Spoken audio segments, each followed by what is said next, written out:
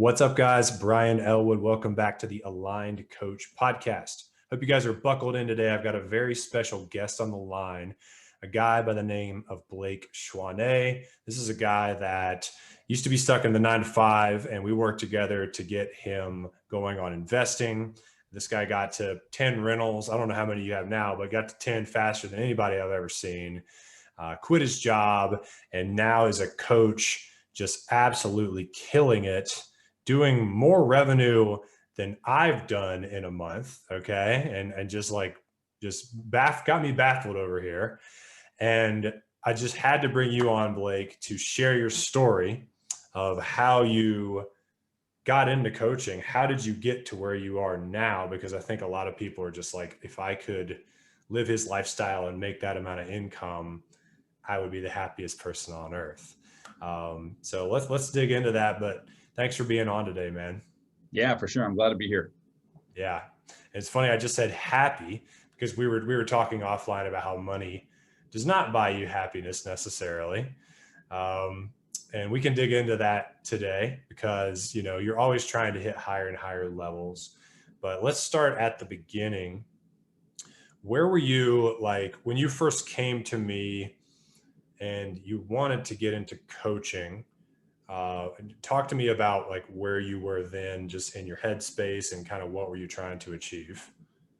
Yeah, when we first started talking about coaching, you know, I had done your previous courses, and they were helpful for reducing my barrier to, or my exposure to risk, and speeding me up. And after me trying to go it alone and really floundering, and it cost me a lot of money and time.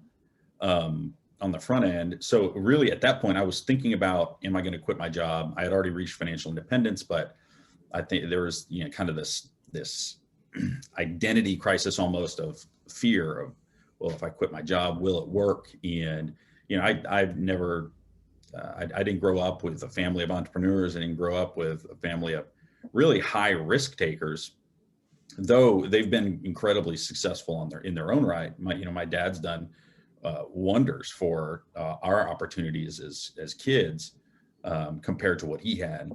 And but it was just a different lifestyle. It's a different thing. So I started thinking about it, and really my wife and we had recently gotten married, and we just said, man, I think it's the time to do this. But I wanted to coach because I'm wired as an advisor and a guide, and people look to me for guidance, and I thrive in that type of an environment. And, I wanted to coach what I was already doing. I've got one stream of my life, real estate, that it's my hobby. I spend a lot of my time there, and I really, really enjoy it. And because I'm a coach, teacher, I'm teaching my friends anyway. And it really got to the point where it's almost unsustainable to keep teaching people without formalizing it in some way, and almost creating a way for them to a nurture process for them. And so when we had talked, I was kind of in a point where I was saying, is this really possible? Can I really sustain this and create a model to where I can provide success for other people? And, I think the biggest thing that I remember about that call, when I decided, I was like, I'm in, was, I was in the back of my head wondering, can I do this? And you were like, dude, you can do this. Like, this is very possible. It's doable. Here's what I think that is actually possible for you, in the first 12 weeks or 6 months or whatnot. And I think that's what got me over the hurdle to say, okay, I'm going to do it. And, but yeah, I really do think that without, first and foremost, my wife's support, but then also your just encouragement and being like, I wouldn't tell you if it wasn't true, but I think you can do it. And, so to be able to like put all those pieces together was super, super helpful, and kind of got me to take the jump, as it were. Awesome, man. And you said you came from a family of people who were not risk takers, right? And I know you've got the engineer background, right? So you're an analytical guy, calculated guy, you probably think about things a lot. How, you mentioned I encouraged you. Was there anything else that helped you to take the risk? Because quitting your job is a big deal, right? When you've been relying on a paycheck for years and years.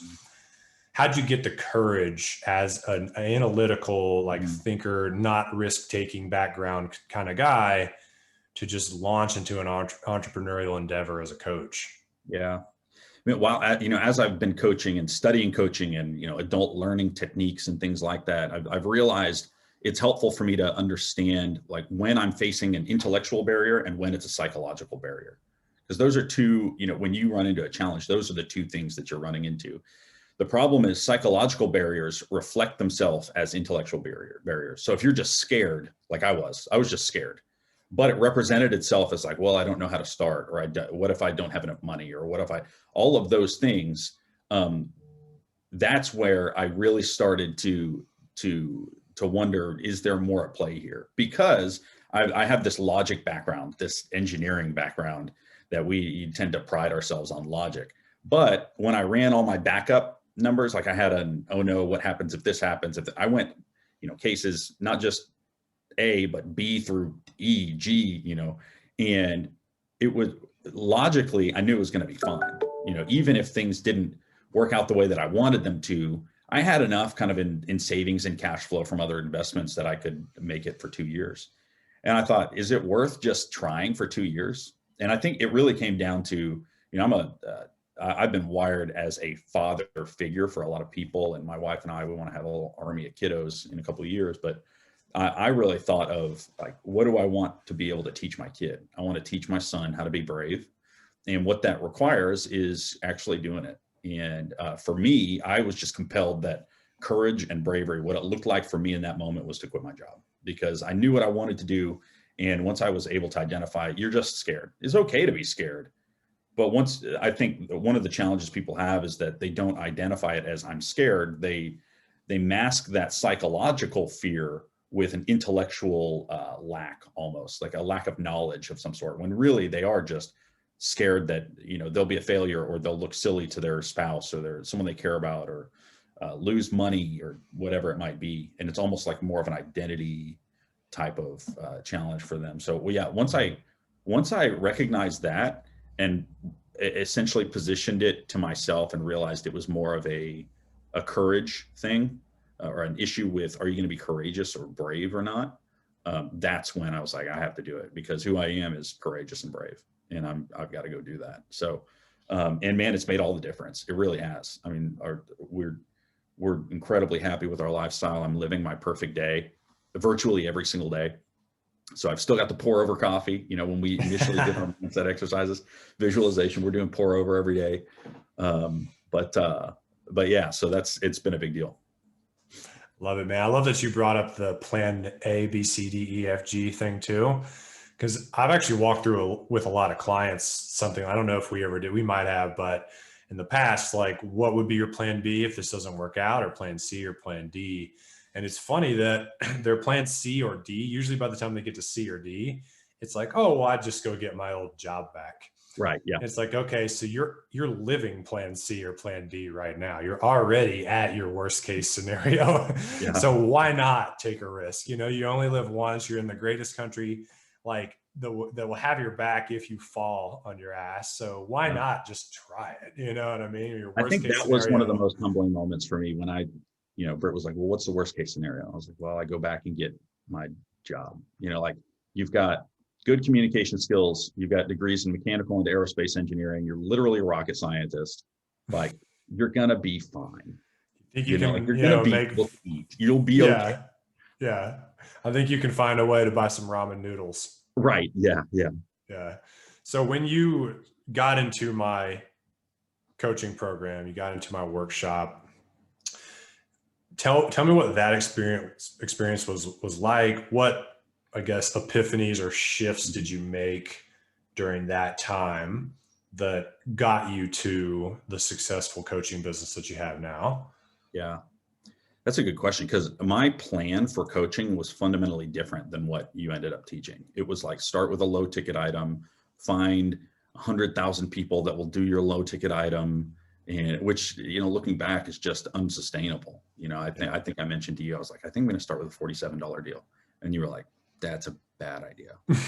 So which I'm, really grateful for. But really, I think learning the core fundamentals of what I needed to to do and identify and communicate to potential clients and to other people was really helpful for me. And having it structured out was allowed me to focus on what I needed to focus on right then, rather than be worried about, scaling when I didn't really need to worry about scaling. I needed to worry about finding my first customer, um, and really just taking what was in my head and to a certain extent what was in my heart and putting it on paper and putting together, what would I actually offer someone, or what does marketing even mean, and how do I do it in a practical way that can produce consistent results, any results at all, and then working on, consistency.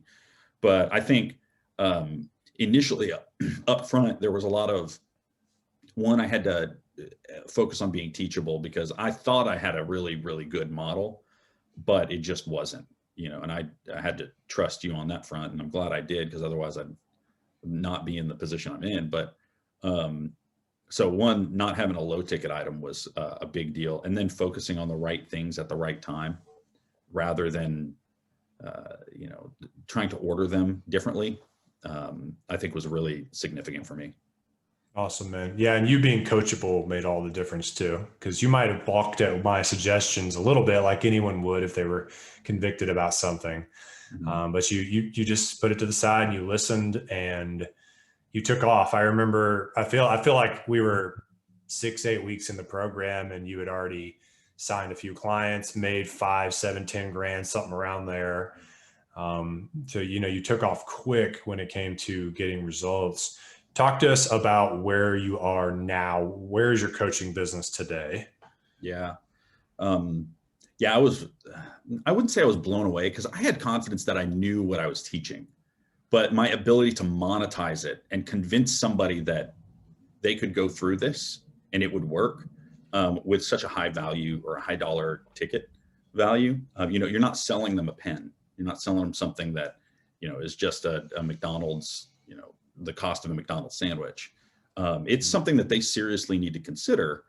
And, I did the same thing whenever I enrolled in your course. I said, do I think that I will get a return on my investment? Will I get the money back that I put in it? And the answer was hands down, yes. And now, that's happened a bunch. But I think what it's looked like for me, I had a couple months where I got clients and I was seeing traction. And what I realized was, I'm not going out there trying to convince people that don't need my product that they should have it. I'm not trying to convince people to do it that don't want to do it. I'm just trying to find the people that are dying to have, like they want this so badly and they can't find it. Even with all the technology, they still can't find it. So essentially I'm walking up to someone in the desert and handing them a cool glass of water. One of my recent clients even said, man, I've been looking for this for 2 years and I couldn't find anybody I trusted. And like, I didn't know where to look. And man, I'm just so glad that your post popped up, on my Facebook group or whatever it was. And that's the type of person that I'm trying to help. So I've been able to scale while maintaining my lifestyle goals, which is super, super important. And I've had, really good months and like months that I've focused more on kind of foundational things, less on sales and marketing and more on like content development. But man, my last month was $35,000. And that's, I never thought that I would be making that amount of money. If you'd asked me when I was in college or, high school or something like that, would you make that amount of money in 1 month? I mean, and actually I think that all that money came in 2 weeks. Wow.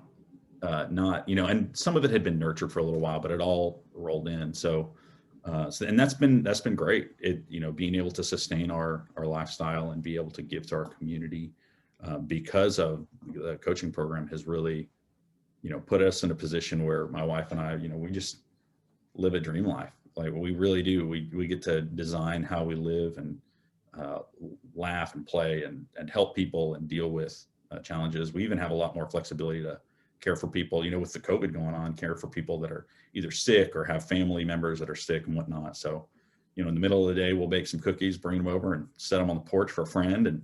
And man, that's been a big deal for us. That's so awesome, man. Yeah. One of the biggest benefits of making money is you can change a lot of lives when you make money. It's shifting this mindset that oh, Blake's greedy because he's trying to make 35 grand a month, to Blake's making 35 grand a month so he can donate to victims of COVID and victims of people that aren't, doing well this holiday season. You shared with me offline that, you guys still live a pretty meager lifestyle. Even you're not going out and balling out of control just because you have money coming in. You're investing your money, you're donating your money, you're still living your ideal lifestyle. And so it's cool to see you also be responsible with the money as it comes in. Yeah, you won't see me drive a Maserati. I still have my 2007 Ford F-150. Yeah. It's paid off. Yeah. But it's an 07, Those 07 Fords, man, it's going to start breaking down on you anytime now. Man, I think I initially, when I bought it, I had this like emotional commitment to driving it into the ground, not getting some. So, but yeah. That's cool. Okay. Before we wrap up, I do want to just go back to the 35K because I know people are going to hear that and be like, okay, how in the hell did he do that? Can you just at a high level, just give us like the framework for how did you earn that 35K? Like, what are the actions that you took that drove the revenue?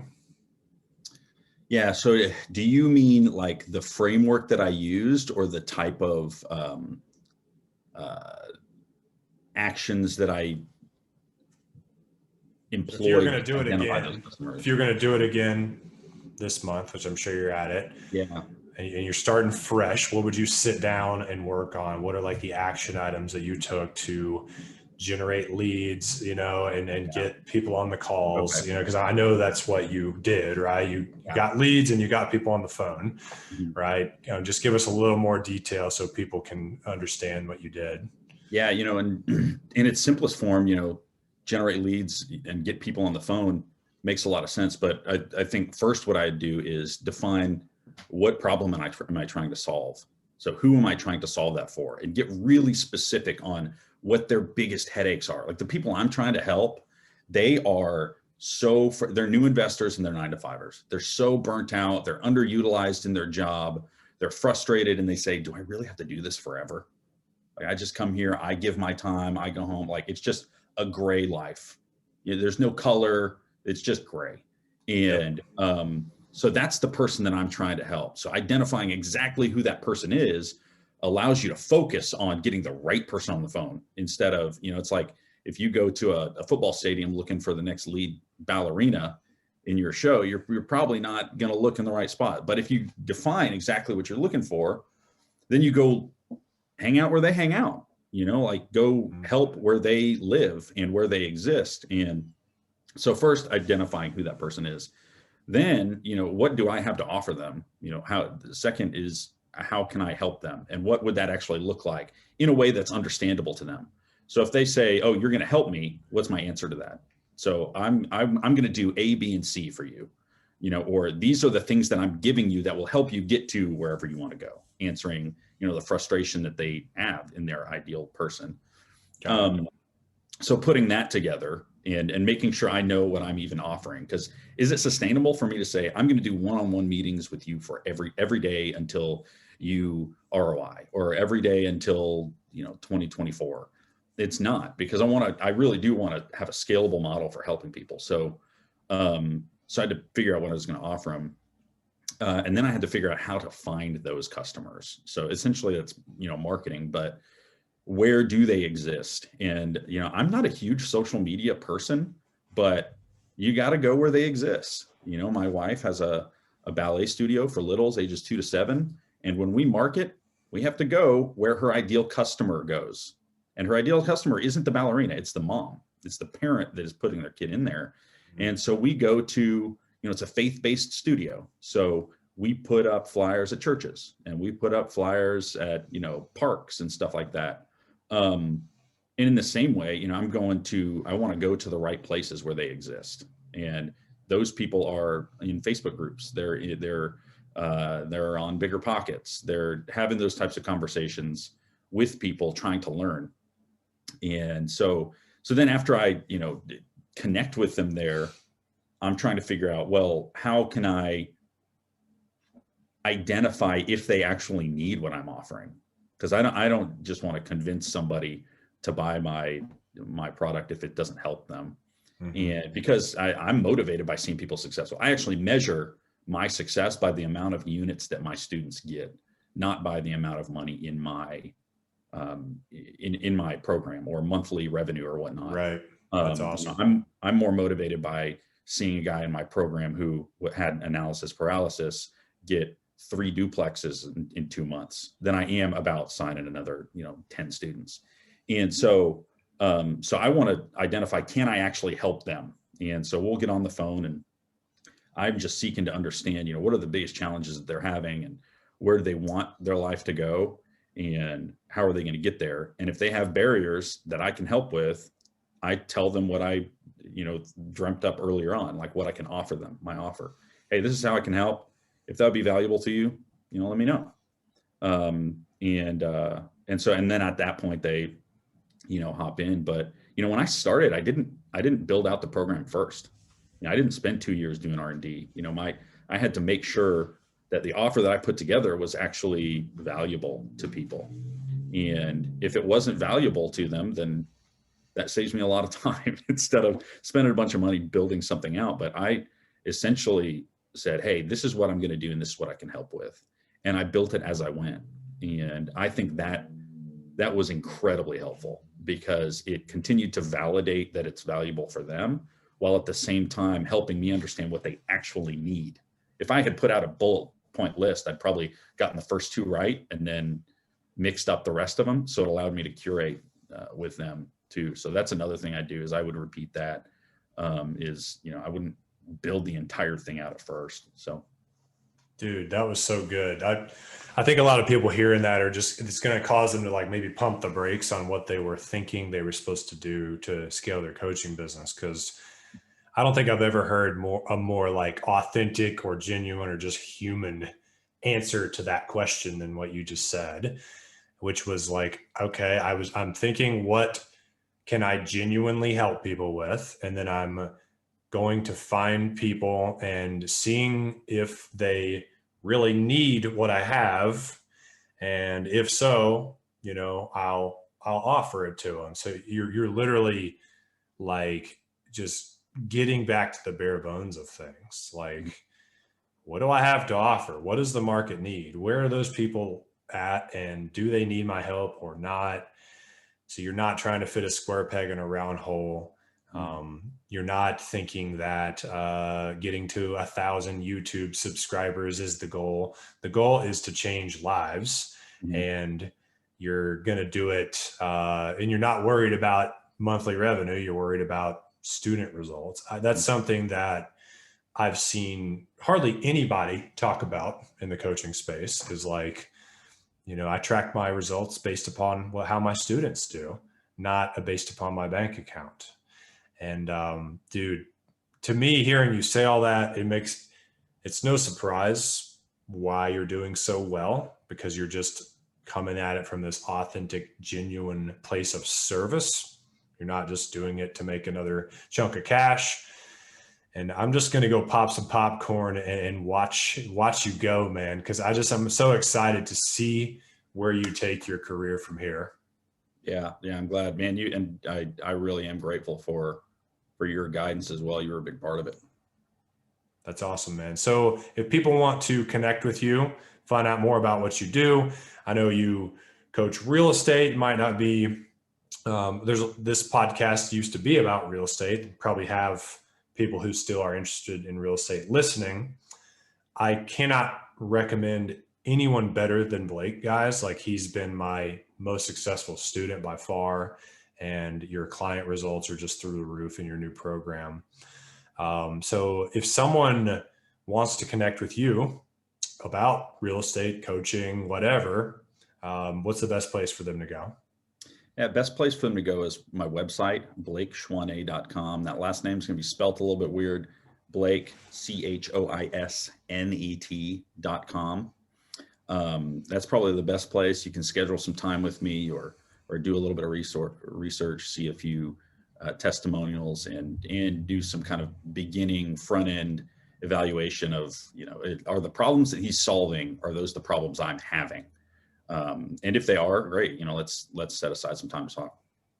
Awesome. I'll put the link to your website in the show notes. And thanks again for being on, man. Anytime. Yeah.